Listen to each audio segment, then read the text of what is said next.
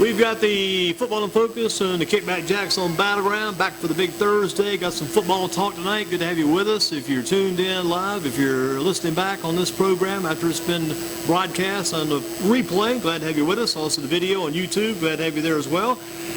Don Tilley with us, Parks Recreation Center. Going to talk first about the local games coming up this week in the NCHSAA playoffs. We got the high school playoffs going on. Lots of coaching. Before we get there, lots of coaching moves this week. Had Coach Rolfus out at Page, he's left, and Coach Wiggins done at Smith. So two major coaching changes among the city/Guilford County schools, Don. Yeah, and then if you include the one from last week where Coach Gillespie left down at Ashburn, which kind of maybe started the some of the other dominoes falling, because the message board's been going crazy. I have never seen as many comments as you got on the Page situation. Very passionate school, though, Page. Very much so. Page and Grimsby, if something happens major, they will draw them in. And Dudley as well, they will draw them in. If something really volatile happens, that's pretty volatile. Well, the fact that we got 9 comments about Smith. That's good for Smith. Hey, I mean, like I say, I didn't realize that none of his assistants actually worked at the school. I saw that in one of the articles. Yeah, but going to some of the practices early in the year, it seems like that's the case. A lot of guys come in and just kind of helping in the afternoon. Well, yeah, I mean, because I do know I live within 2 blocks of their practice site, and they never practiced before 5, and that now I know why. Yep, got to wait for the guys to get off work. Yeah. So Coach Rolfus gone, Coach Wiggins gone at Smith, and some changes in the county coming up. So and I don't think all the moves are done yet. Maybe not. Some of these moves that happen at those 2 schools may cause other moves at other schools. Yeah, and that will always be that'll be the interesting play on that. I think a lot of it will happen after the playoffs are done. They get the playoffs done, get the postseason taken care of. The guys will start making their changes. Yeah, it's probably sometime first of the year. Yeah, which is just around the corner. Getting close. Got 6 teams left in the playoffs. At Dudley last week, and looking back at that Dudley game, I thought about this week. If Dudley does not make that 27-yard field goal, that final score would have been Dudley 26, Southwest 21, and then a really close game. What that could have been. Yeah, and Dudley's not known to be a field goal kicking team. They put that one in to kind of give a little boost to the field goal kicker's confidence, help them out a lot in the final score. Like say that. That's a close game otherwise. Yeah, and Southwest got the ball late then. All he needs is a touchdown to win the game. Yeah, at the extra point. And like say, Southwest did a great job. That one wide receiver they had. Oh yeah, Caleb Curtin. Yeah, was excellent that night. He's gonna be he's only a junior, gonna be an excellent player next year. They got to replace the quarterback though, because the Jones kid, Matt Jones, graduates, so they got to find another quarterback that can throw the ball, kind of like what he did. And that's what really helped him, because he was able to complete it. He got beat up early, and then he was chased, and he didn't have a great percentage early in the game, but he threw enough passes to keep them in the game and completed enough passes to keep them in the game. Well, like I say, pregame comments was he felt like they could get, if they could buy enough time for him to be able to get the ball off, they thought they could make plays, and they did so. And that was the best thing about Curtin, because Curtin's the kind of receiver can get open. He finds the space. The way he's got his body, he just did a great job of bringing that football in and making it a game, giving Southwest a chance. Dudley in round 2 will be a little bit different versus Mount Tabor at home. First time around, Mount Tabor 21-20 over Dudley at Mount Tabor. If Dudley wins, it could be going to Watauga up in Boone in round 3. But again, Dudley 10-2, Mount Tabor 8-4. So Dudley's got a challenge. His team's already beaten him once on that extra point. And the one thing this time, just because it's now at Dudley, you give them just a slight. Even though they lost to them earlier in the year, the fact that they now are at home, so you're going to give them maybe a 1 or 2 point advantage for that. Well, but it should be a very tight game. When Mount Tabor assists that first game, Dudley was up 14-0, had to lead and let Mount Tabor get back in. Plus, Mount Tabor is not quite the passing team Southwest was. Mount Tabor's got to find a way to throw the ball some, because they know the ball can be thrown against Dudley. They can have success moving the ball through the air. Solid running team, Mount Tabor, not throwing the ball well, but tomorrow night, we'd look at it like this. Same conference, 2 teams. That's a great matchup tomorrow night, Mount Tabor. And they know each other frontward, backwards, and sideways. Mount Tabor's beat them like 3 times in a row now. So Coach Davis should have this marked on his calendar big time. You hope his players have it on their little pocket calendar too. Southeast against Grays Creek at home. Grays Creek, round 1 win, 27-26, beat Southern Durham. The Southeast top plate in 13-6. And Grays Creek was not supposed to be their 14 seed, but they're here. Southeast is one of those big statement games tomorrow night. Really set the stage in round 2. You know, Grace Creek's playing on house money now. Oh yeah, they won. Nobody expected them. Beat the number 3 seed. Southern Durham, you know, so they're playing with house money. You hope that Southeast can get their running game going. If they do, they're tough to beat at home there. It's still a close game last week, 13-6, but in that game, scoring late in the ball game to get back in it, make it a 13-6 close ball game for Southeast last week. But Southeast, if they win round 3, they could be going to Wilmington next. Southeast 9-3, Grace Creek 8-4. Very good matchup there. And Grace Creek's got some good offense. They run the ball well. Southeast run the ball well. Better throwing team up when they get tomorrow night. Might come down to that. Then you got the big game, Ragsdale home against Mooresville. Ragsdale off last week with the bye. Mooresville coming in. Took care of Page. Mooresville Blue Devils. Ragsdale, Jamestown. They beat Page 27-15. That game was 20-15 until late. It's a very effective game by Mooresville, but Page was in that game closer than people realized. People think Page got beat. They didn't get killed. Close game. No, in fact, you know. Had to end in the first half. They're down 7-0 with, say, 3 seconds to go, and Mooresville scored to go up 14-0 with 2.8 seconds to go. Then somehow recovered an onside kick after they scored. Attempted a 51-yard field goal that they faked into a 51-yard touchdown. Well, I guess a 44-yard touchdown pass, you know, to take the lead, so, you know, go up 20.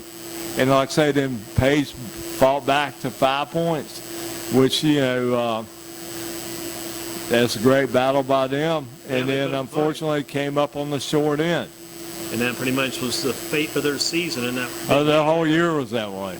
Yeah, the Grimsley game. They played Grimsley close in the score indicates. But in the end, changes, big changes. Anyway, in that ball game, Ragsdale coming in 5-6, had the first round by. Mooresville 7-5 as they head toward round number 2. If Ragsdale wins, it could be headed toward Eastern Site next Friday. So keeping all those games, a lot of those games. Well, yeah, you kind of in the situation. I know that Ragsdale enjoyed having a week to get healthy, but also you kind of want to, you know, Mooresville's already got that first game out of the way. Their nervousness in the playoffs is already done, where Ragsdale has got to go for the first quarter. Tomorrow night they got to go through the jitters of having last week off. Well, Ragsdale's getting the offense cranking because the offense is cranking big time. At Grimsley game, played Grimsley well. Went that last game against Central, the offense is cranking to get offense. Got to get that passing game. That's where they really seem to really have success with that passing game. Got to get Austin Hooker cranking like he was those last couple 3 games. If they can get that going, I think Ragsdale's got a great chance to win. But it won't be easy. Especially Mooresville's got that playoff experience over the years. Grimsley, Porter Ridge Pirates at Grimsley. Jamison Stadium, Grimsley 10-1, Porter Ridge 7-5. Grimsley number 1 seed, Porter Ridge number 9. Grimsley's got to reestablish the ground game. Got to get Quan Nor going again. He missed half of that game against Page. They got to establish his ground game, get him in the playoffs. That needs to be a key factor for them as they hit the playoffs. Quan Nor. Well, they also got to be disciplined and not let situations in the game get them excited. They need to, like you say, pound the ball between Nor and Zealous. You know, each of them, you know, are 1,000-yard runners, and they've got to lean on both of those guys. They need to come up big. Yeah, like if Nor can run the ball, it's going to help Zealous too. Because if he focuses on Nor, there goes Zealous on his runs. He's a better. Hey, no disrespect towards his arm, but he's a better runner than his passer. Zealous is as a quarterback. Well, you know, and two, when they can get Nor established on that inside running game, that opens up Zealous on the run-pass option. They get out on the defensive end, and when he gets out there one-on-one, he can get by most defensive ends that we've seen this year. You know, he's good. If he gets to that corner, he's good for 10 to 15 yards. Zealous can roll. He can also find Lawson Albright open as a big target. Get that ball in his hands. Got offers this week from Duke and also Virginia Tech. So he's had a great promising junior campaign. Lawson Albright, get that kid rolling. When he gets behind that defense, the guy can move, the guy can go. He's headed toward the end zone. Big target. He's got what, 10 TDs through the air this year? At least 10 or 11, yeah. He's double digits, no doubt about it.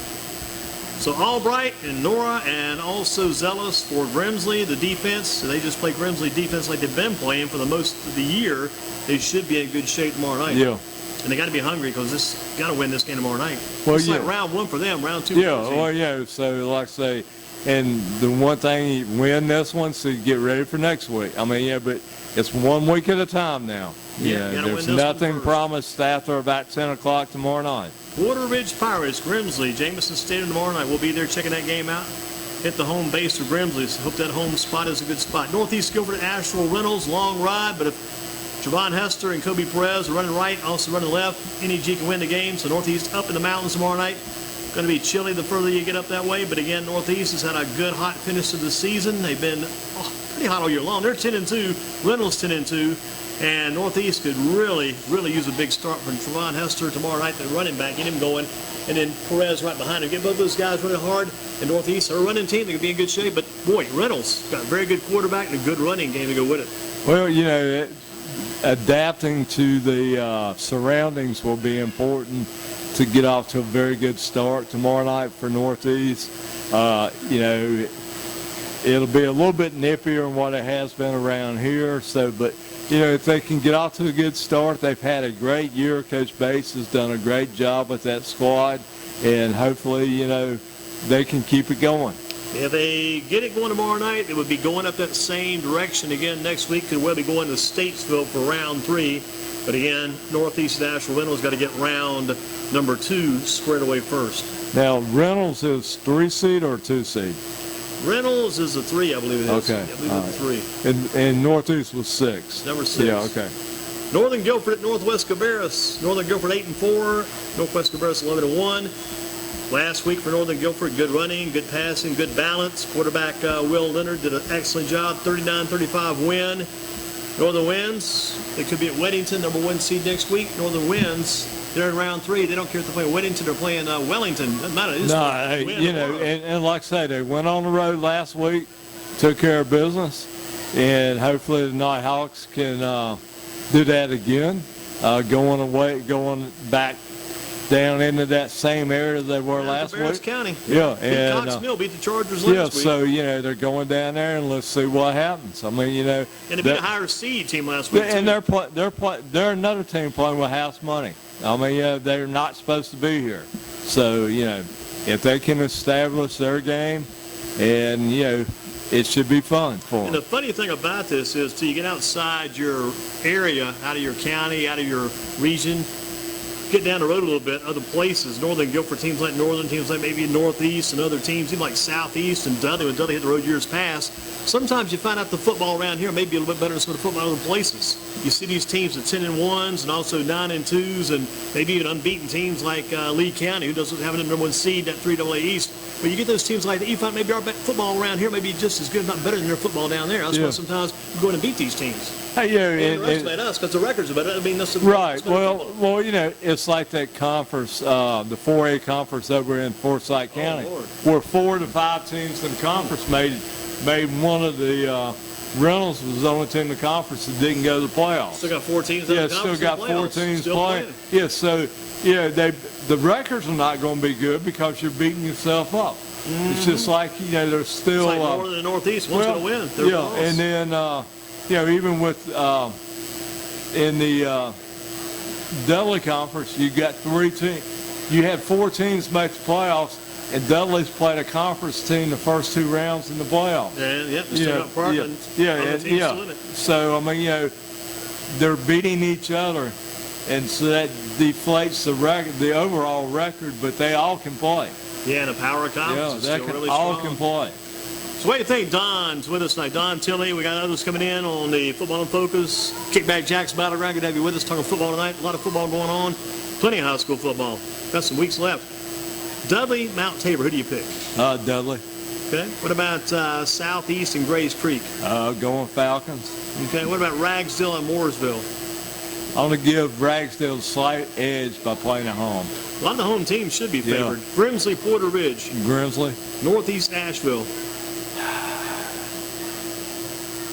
I would like to see Northeast, but I think that's going to be Asheville. What about Northern Guilford and Northwest Cabarrus? Once again, I'd like to say Northern, but I'm going to go with Northwest Cabarrus, yes. Yeah, I took all the home teams myself. The road teams will be much tougher than the home teams tomorrow night. One of the home teams Among the home teams, I'd say probably the best bet lining them up would be Grimsley, then Dudley, then Southeast, and Ragsdale. Best chance win in order. Well, you know, the one thing,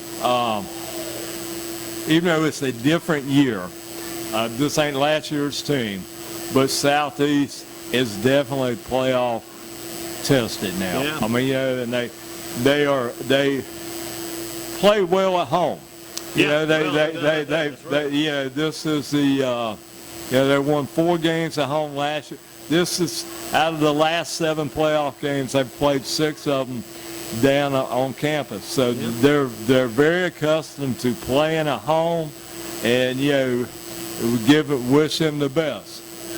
It's not going to be easy, though. I tell you what, if you get this far in the playoffs, it's going to start getting tougher. And every week, Southeast, everybody a challenge. Yeah, every week's getting tougher and tougher and tougher. You know, so you just try to survive and advance. And the difference for guys like Ragsdale and Grimsley, this is their first round game. Yeah. Second round in the books, first game they'll be playing, so it's not always that easy to get back into the flow. No, and if I'm not mistaken, Grimsley had to bye last year and lost their first game. They won it. They beat Mooresville. Okay. Yeah, that's what made it great because Grimsley advanced as far as the third round. Okay. So it was Page that lost in the first with the bye. Okay. Sure did. But both of those had byes last year. I just got the 2 teams confused. Yeah, I'm sorry. Grimsley and Ragsdale got the byes. Yeah. So we got those guys going on. You're taking Dudley, Southeast, Ragsdale, Grimsley, seeing all the home teams. Northeast and Northern following on the road. Yeah. What about North Carolina State and Georgia Tech tonight? What about the college game? That's a big college game. State wins and they beat Carolina State. You still get a bowl, an outrageous bowl. You know, I've seen Georgia Tech play lately, and they don't really bring a whole lot to the table right now.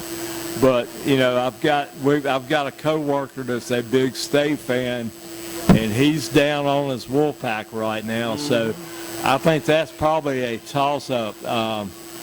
State probably should win, but with it being a Thursday night in Atlanta, I don't know.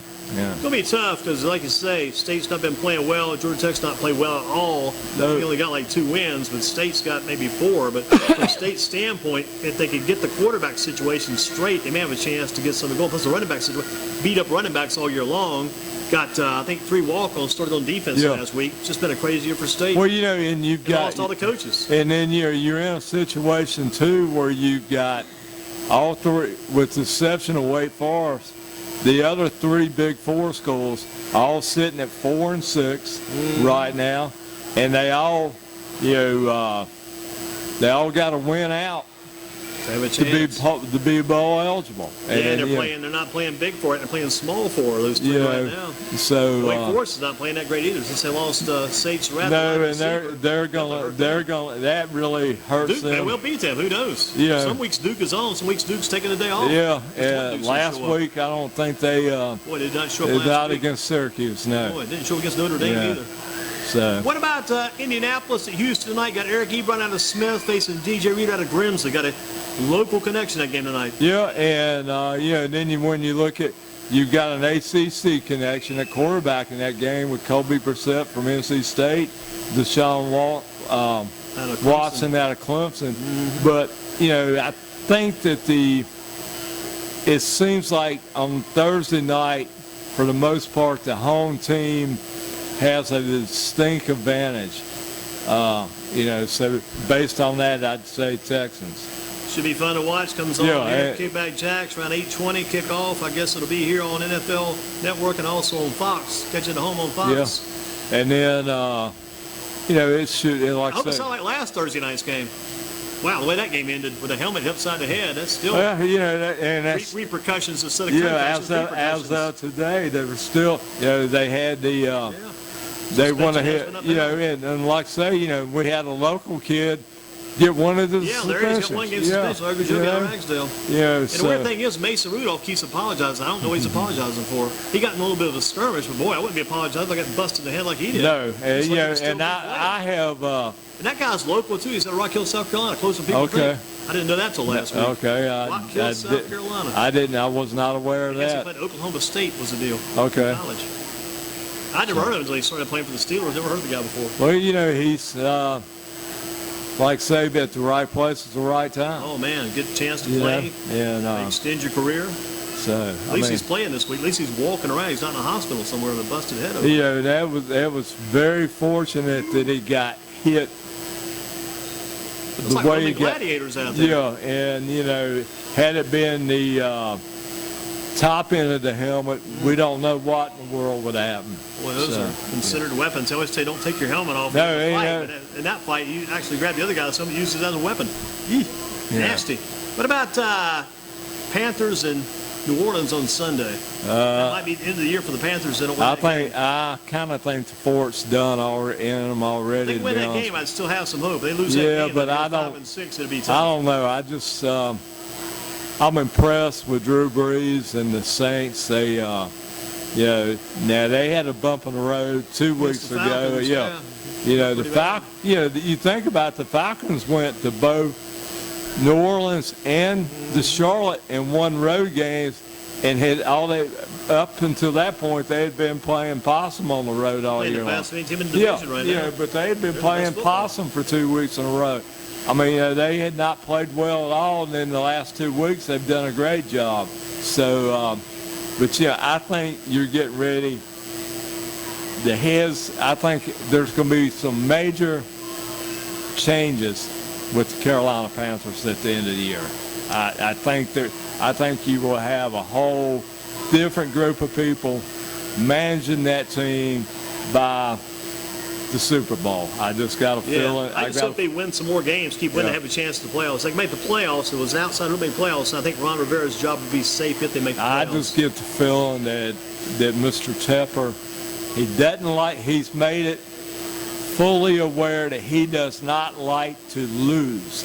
Problem is, they got to look at, he's got to take it as a grain of salt, because if you get rid of your coach, we're going to coach in, if you ain't got a settle quarterback, new coach, no settle quarterback, chances are, even if you get a quarterback healthy, you're going to lose still. It's going to take a couple of years. He's got to be, it's just a given fact. The grass ain't always greener on the other side, but when you're a billionaire, you think you know. Yeah, he's an investor. He's investing in the team. So he's investing in something else. It's his money. So you know, at the end of the day, he gets to make that call.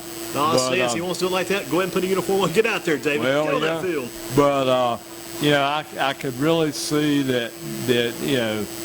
First and foremost, I would think Marty Herney's job's on the shaky side. Yeah, because when he first came in, he was an interim GM anyway. When he first came back, then he got the job on and then he's been gone before. It's not like he hasn't been let go before. And you know, I think Ron Rivera overall has done a great job in his time down there. Yeah. But I also think at times maybe it's time to move on. I mean, you know, they're going to count their and then you know. 3 weeks ago, I'd have told you that backup quarterback could be okay, but, you know.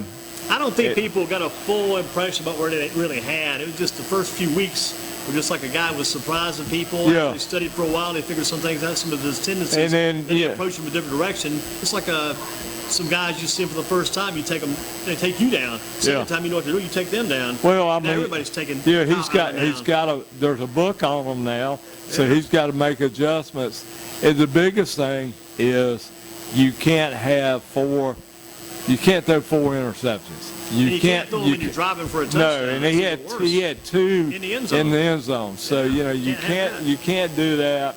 You know you got. It's like we talk every Friday. His first few games, his problem was not protecting the ball. Got the ball not loose to the fumbles. So that didn't kill him because it wasn't in the end zone. Didn't get down throwing those interceptions to the opposing team when they're back to the Falcons. Picking off those passes in the end zone, you got points on the board. Take points on the board. You can't win games like that. You only get 3 points in the game. Miserable. You know, so it will be interesting to see how they do. Still in that game, Christian McCaffrey got 191 yards total offense. Still got his offense. Yeah. Got the job done. You know, but on the offensive side, they don't have much more than him. Well, they got running backs, that's for sure. Bonifon comes in, he doesn't give him any help. Yeah. And they keep changing kick return people. They got a new guy every week in that spot. Yeah. Of course, out of Wake was there for like maybe 2 weeks. He was gone. Kid named Greg White was back there last week. I'm not sure if he'll be back this week. Yeah. This is rough. I mean, DJ Moore's got the best skill set of the receivers, no doubt about that, because he catches the ball. He runs so good after he catches the ball. He checks your yardage, and plus he's a pretty strong runner too when he catches the ball. But Well, you know, you got, like I say, they got. Samuel's not a bad receiver. You just got to get in the ball maybe a little bit more room out there. If they catch the ball behind a line of scrimmage, a receiver, it's kind of dangerous trying to get any yards at all. Well, they, like I say, they've got to buy. The offensive line's got to block, hold the guy out to give Allen time to throw the ball. What about Greensboro College? Some basketball hope over there this week? Well, like I say, they won last night, defeated. Let's see, it was Ferrum, 85-63. They're home Saturday afternoon against Regents at 3. Girls are at home next Tuesday night.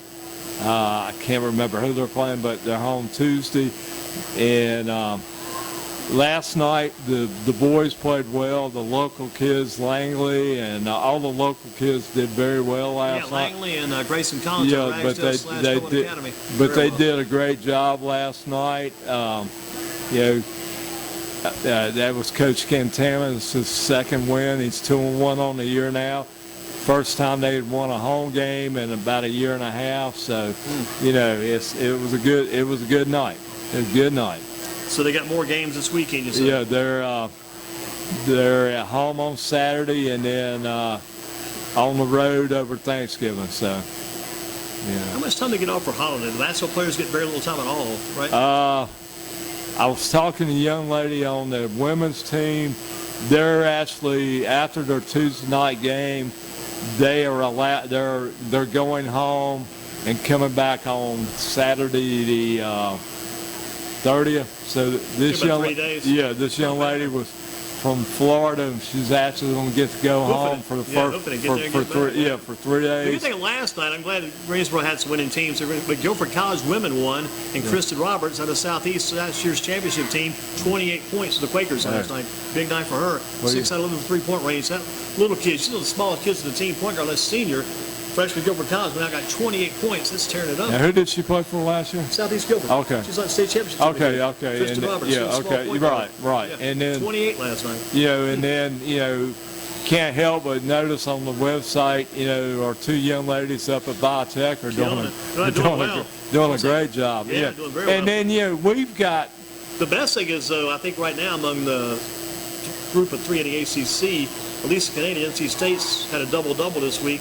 They're not playing tough competition, either team early in the year, but it's going to come later, but they're off to good starts. Canadian is just doing so well in the paint.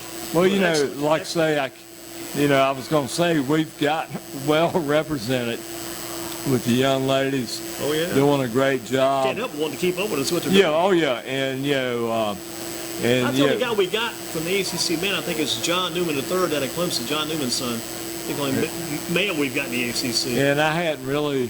Got a good opening game, 15 points opening game against Clemson played, I think they played Virginia Tech. Yeah. Okay. Yeah. That's when State played Georgia Tech. All these guys are playing conference games in the first game. Well, for the that was all, ACC network. Yeah. That was all everything's driven by TV. In fact, if I'm not mistaken, a game on cable tonight at 9 o'clock, Duke is playing California at the Garden.